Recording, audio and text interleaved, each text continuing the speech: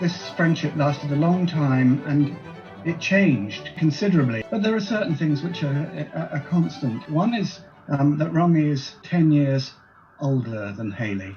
That age difference is always something that is worth bearing in mind. Romney doesn't feel overawed by Hayley.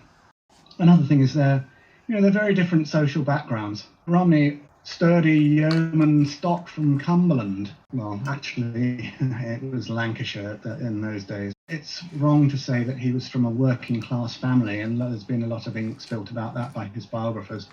Hayley came from a much more affluent background, and he was brought up as a gentleman. He had the mindset of a gentleman. He was Eton and Cambridge, and he expected to behave in a way that was thought proper for old Etonians and old Cantabs. And he had a classical education, and he aired it. He showed it off.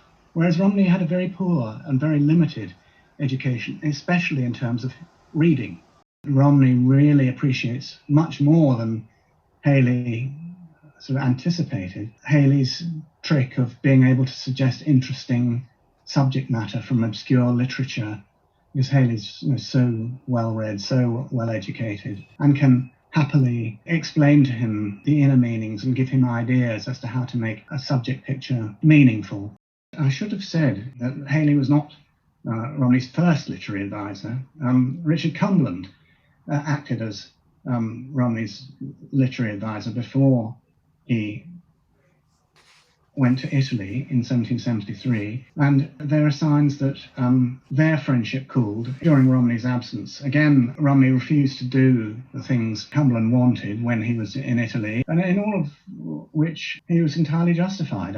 But I think Cumberland took a bit of a huff. So another reason that Romney might have been particularly glad to have Hayley on board in the beginning was that he'd sort of lost Cumberland.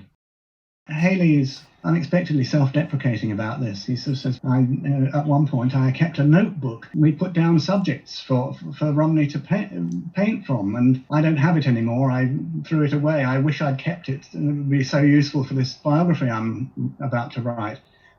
Little knowing that, in fact, the book did survive. It's among the Romney material in the National Art Library. It's obvious that Romney took this aspect of Hayley's function very, very seriously. The third thing that sort of bonded the two together was, at this initial stage at any rate, was the fact that Hayley invited him to Eartham and did so every year. Whatever else Hayley was, he was extremely hospitable and created the conditions in which Romney, who was a workaholic essentially, was able to kind of relax and recharge his batteries. And I think, again, Hayley went beyond the call of duty to look after him. And that's what Hayley was good at. The first work that Hayley wants from Romney is a portrait of, let's say, their mutual friend. He was to become their mutual friend, obviously, William Long, the surgeon. Hayley has got this project of retirement to Sussex, and he wants to remind himself of the physis of his friends. The date of Long's first sitting to Romney, recorded in the sitter books, is I think the 1st of April 1776, and that's an indication of the date that Hayley first introduced himself to Romney, which must predate that by a short time. The first sitting recorded for Hayley himself is not until 1777, when Hayley actually then commissions the first of many portraits of himself. That's the one of which a version is in Dulwich Picture Gallery. There's a very, very familiar image of Hayley kind of resting his hand on an upright portfolio. Possibly that's already alluding to the fact that Romney and Hayley had collaborated on the 8 cartoons from Cupid and Psyche.